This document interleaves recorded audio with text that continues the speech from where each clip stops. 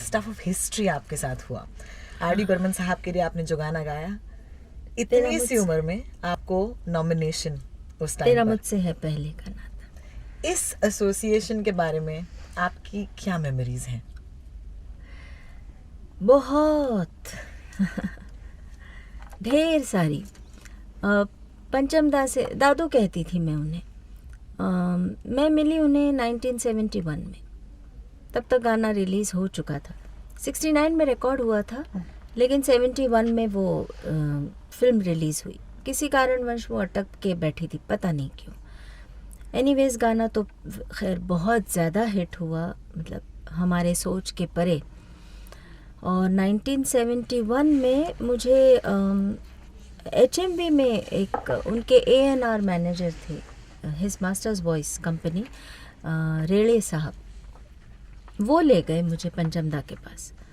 तब खार linking road में उनका बंगला था, और वहाँ पे सिटिंग रूम में मैं जब गई अंदर, तो पूरा एक सफ़ेद गद्दी, सफ़ेद चादर, उसके ऊपर पंचमदा बैठे थे, मनोरी काका, बासुदा और भूपी जी बैठे थे, और रंजीत, जिन्हें सब लोग कांचा के नाम से जानते हैं, रंजीत गजमेर जी, वो बैठे थे। भानुदा भी बैठे थे, गिटार। तो आजा बिठाया, तो बोले कि तू गाएगी। तो मैंने तो कुछ कहा ही नहीं। I was in awe of him completely, क्योंकि उससे पहले भी एक दो बारी डैडी ने ऐसे, हम जब खार लिंकिंग रोड ऐसे ही जाया करते थे, तो मुझे अच्छी तरह याद है उनकी एक रेड स्पोर्ट्स कार थी, और उनके मतलब बर्मन चाचा का जो बंगला था द जेट, वहाँ से वो गाड़ी निकली जो पहली दफ़ा मैंने पंचमदा को देखा।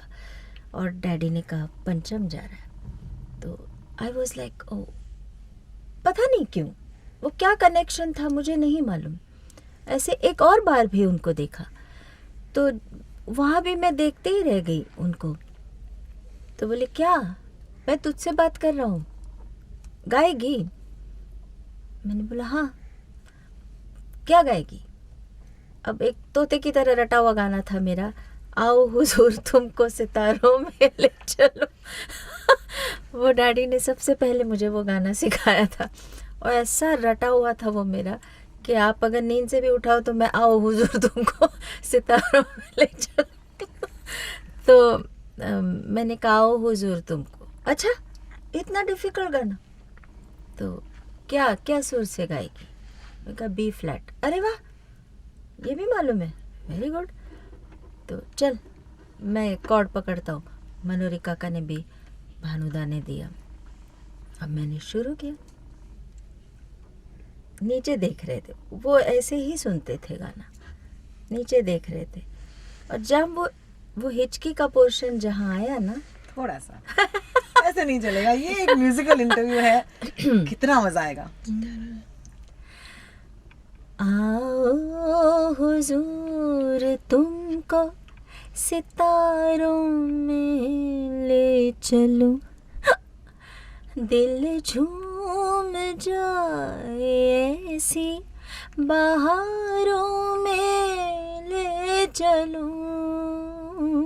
आओ हुजूर तुमको सितारों में ले चलूं, दिल झूम जाए ऐसी बहारों में ले चलूं। आओ हुजूर आओ। तो वो हिचकी जहाँ मैं देती थी, ऊपर देखते थे, जहाँ वो हिचकी आई ऊपर। गाना ख़त्म हुआ, फिर बोले ए वो हिचकी कर, फिर से हिचकी कर। तो मैंने किया, एक बार और कर।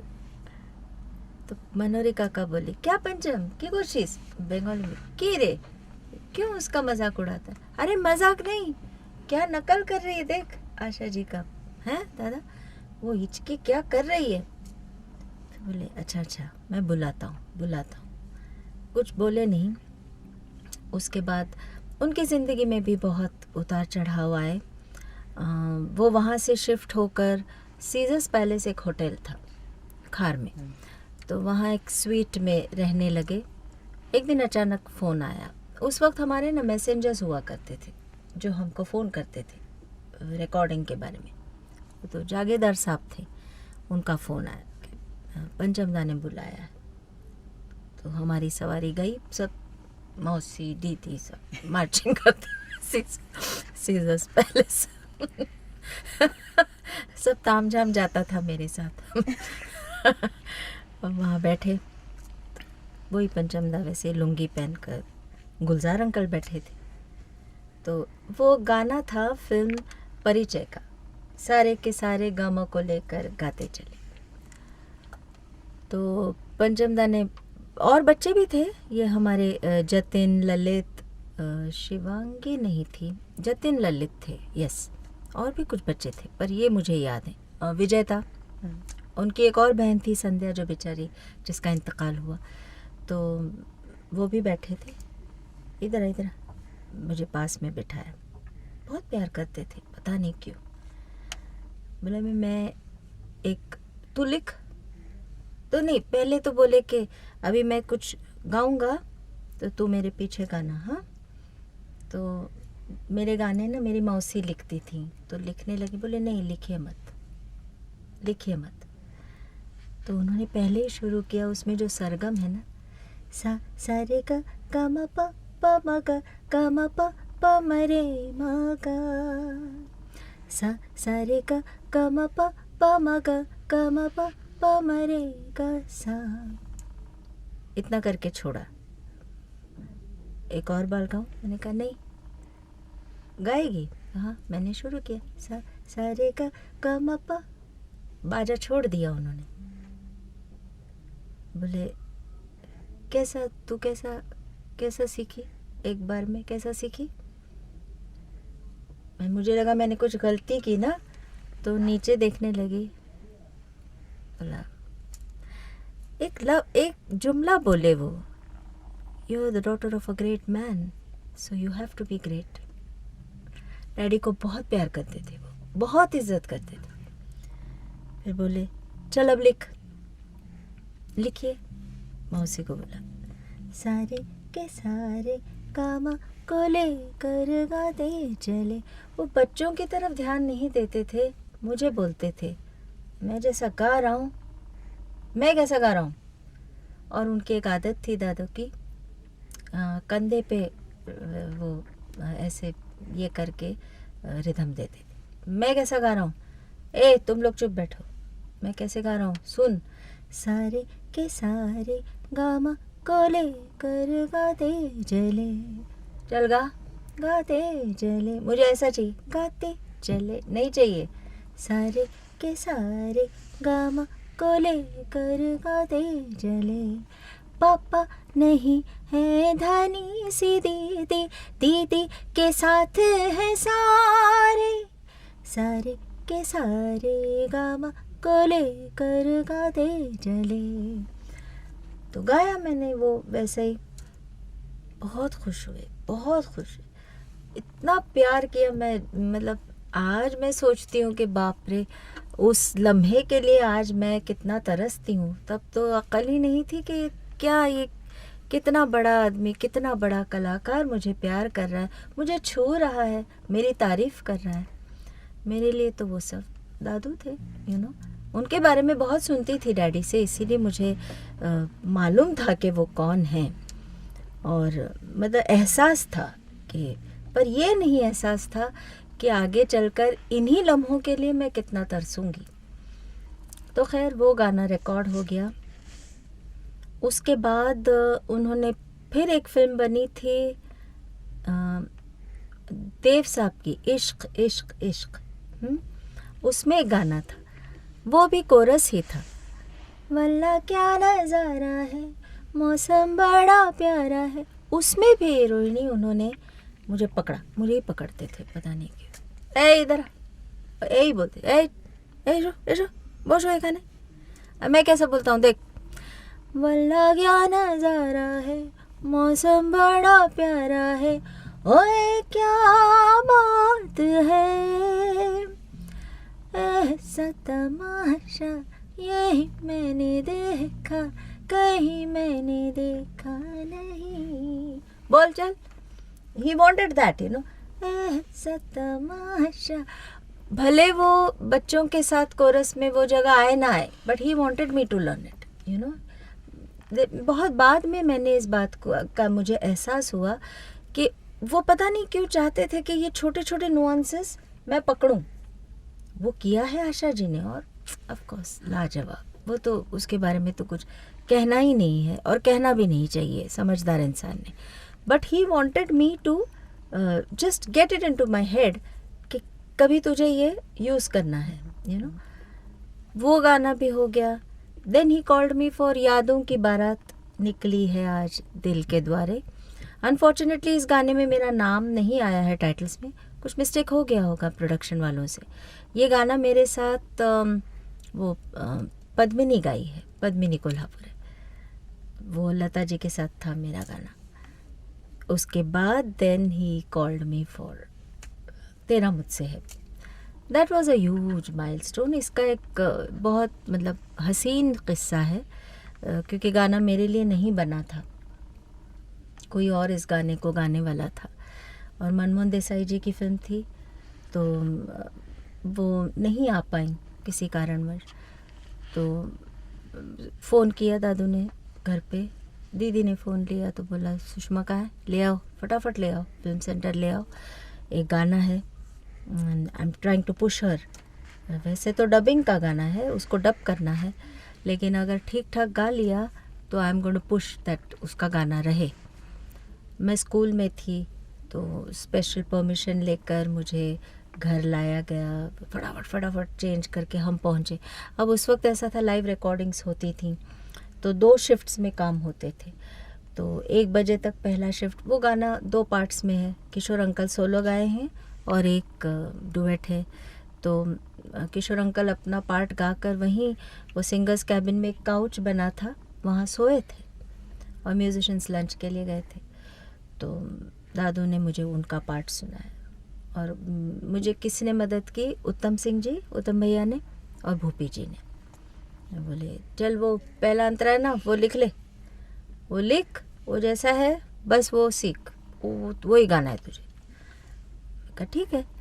वो कॉपी किया, सुना, उन लोगों ने बहुत हेल्प किया. फिर म्यूजिशियंस आए, and it was very different, you know, that time. Huge hall, और रिहर्सल स्टार्ट हुई विद म्यूजिशियंस. कुछ नहीं बोल रहे थे, कंधे पे हाथ रख के सिर्फ खड़े थे, सुन रहे थे. फिर बाद में किशोर अंकल भी, ऑफ कोर्स, हम माइक में गए. माइक पर हमारी रिहर्सल्स हुई, 2, 3, 4. कोई कुछ बोल ही नहीं रहा. ए वन मोर रिहर्सल, एक और, अच्छा गा रही, बहुत अच्छा गा रही, 1 मोर रिहर्सल.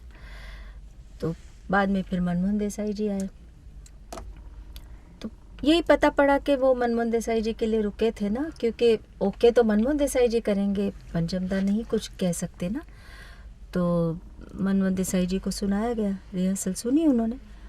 शायद वो बोले कि ये बच्चा अच्छा गा रहा है, और मेरे फिल्म में जो कैरेक्टर है उसके लिए इसकी आवाज़ बहुत अच्छी सूट होगी पंचम, किसी को बुलाने की ज़रूरत नहीं, इसी से गवा लो.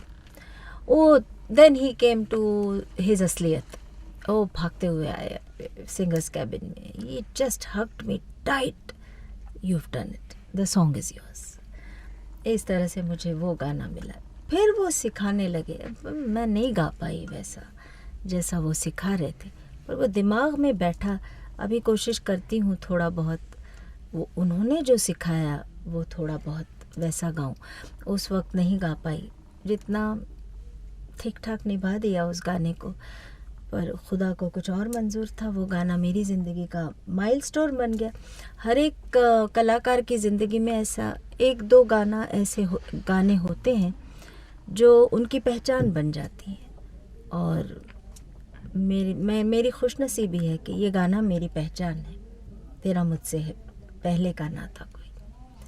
उसके बाद फिर दादू वो छड़ी लेके बैठते थे, मतलब सिटिंग्स में बुलाते थे, गाने कंपोज होते थे, वो माहौल, चुपचाप बैठने का हाँ और सुनने का, सिर्फ कुछ बोलने का नहीं। जब तक वो नहीं बोलेंगे कि गा, तब तक गाने का नहीं, बस सुनने का। रिकॉर्डिंग्स में बुलाते थे, आशा जी, लता जी, ज़्यादा आशा जी, उनको रिकॉर्ड करते वक्त सुना, कभी डब भी कर दिया। तो वो स्टाइल एम्बाइब करवाते थे। और अगर बच्चों का कभी उनको ज़रूरत, तो बहुत बार ऐसा होता था कि मैं बड़ी हो गई थी पर बच्चों का कोरस होता था, तब भी बुलाते थे और मुझे आगे खड़ा करते थे। और अगर उनके साथ हंसी मजाक ज़्यादा मैं करूं, उनकी आदत थी, जस्ट बिफोर द टेक वो एक चक्कर मारते थे मेन हॉल में, चक्कर मारते। अगर मैं देखते थे कि मैं हंसी मजाक कर रही हूँ ना, तो डांटते नहीं थे, सिर्फ देखते थे मुझे। और फिर एक बार मुझे बोला, तुझे ऐसा बनना है क्या, तुझे बाई जैसा, वैसे बोलते थे, मतलब तुझे आशा जी जैसा बनना है, तुझे वैसा गाना है, तुझे ऐसा गाना है क्या। तो मैं क्या सिखा रहा हूँ, मैं तुझे क्या बताना चाह रहा हूँ, समझती नहीं है तू। एक बार बोले, उसके बाद क्या मजाल के हंसी मजाक। फिर जब वो जो बोलते थे आशा जी का कि ये जगह सुनो, देख देख देख, उठा उसको, उठा, ऐसे पता नहीं क्या एक रिश्ता था हमारा। क्यों इतना प्यार करते थे, क्यों इतना मतलब कोशिश करते थे, जहाँ मतलब मौका मिलता था। जैसे बड़े अच्छे लगते हैं ये नदियाँ, उसमें सिर्फ वो क्यों, क्या, हाँ, और what, this that, etcetera etcetera. बस उसके लिए भी सुषमा को बुला। वो जब उन्होंने वो लाइन बोली है, ना माझी रे, हम दोनों एक माइक पे थे, मेरे कंधे पे हाथ रख के। अनफॉर्चुनेटली हमारे पास फोटोग्राफ्स नहीं हैं उसके, इस उस पल के फोटो। हम लोग इतने अवेयर ही नहीं थे ना रोहिणी कि हमारे साथ फोटोग्राफर जाए और फोटो, या मोबाइल्स तो खैर थे ही नहीं, तो कि ना वो उस पल को हम कैप्चर करें। पर जहाँ मौका मिलता था, उसके बाद फिर ऑफ कोर्स क्या हुआ तेरा वादा, एंड तेरी है ज़मीं तेरा आसमां, एक बात सुनी है चाचा जी बतलाने वाली है। Then I got married Rohini, and I remember I had gone to meet him, he didn't say anything. और उस वक्त वो पता कौन सा गाना कंपोज कर रहे थे, निशा, जाने जा। और कुछ नहीं बोले, ऐसा देखा, फिर बोले okay let's get back to work, बैठ जा, देख कंपोज कर रहा हूँ, क्या क्या गा रहा हूँ, सुनना ध्यान से, यू नो। ये तो तभी भी he went back immediately to what he wanted to probably teach me. और मैंने उस गाने में बहुत उनसे सीखा। वो मेरे ख्याल एक इंस्ट्रूमेंट नया आया था तब, वो आर्पेजो ना क्या कहते थे, जिसमें से एक विब्राटो टोन, वो टोन निकलता था, पर वो उन्होंने आशा जी के गले से उनको निकलवाया। और I have seen him doing it, and I have had the good Fortune कि मैंने उनसे वो गाना सीखा, सीखने की कोशिश की। फिर उनके शोज़ किए, बहुत बहुत शोज़ किए, उनके साथ बहुत ट्रैवल किया और बहुत वक्त बिताया, क्योंकि तब तक काफ़ी बड़ी हो चुकी थी। So he used to talk to me on a 1-to-1 level. हम शो के बाद बैठते थे, शो के दरमियाँ, शो से पहले, बहुत सीखा, बहुत सुना। और दैट्स इट, यस। जब उनकी ओपन हार्ट सर्जरी हुई थी, मैं उनसे मिलने गई थी, तो उनको देखकर ही मैं तो रोने लगी। रोने का नहीं, फिर ऐसे आई हेट टीयर्स, रोने का नहीं, रोने का नहीं, अरे जिंदा हूँ, देख देख तेरे सामने हूँ ना, अभी तो बहुत काम करेंगे ना साथ में। देन ही सेड, देख मैं तुझे एक मज़े की बात बताता हूँ, मेरा ऑपरेशन हुआ ना तो पूरा ना स्क्रीन पे दिखाया, you know, he started telling me all, पता स्क्रीन पे दिखाया, and you know what I saw, you know Babu, what I saw Babu, black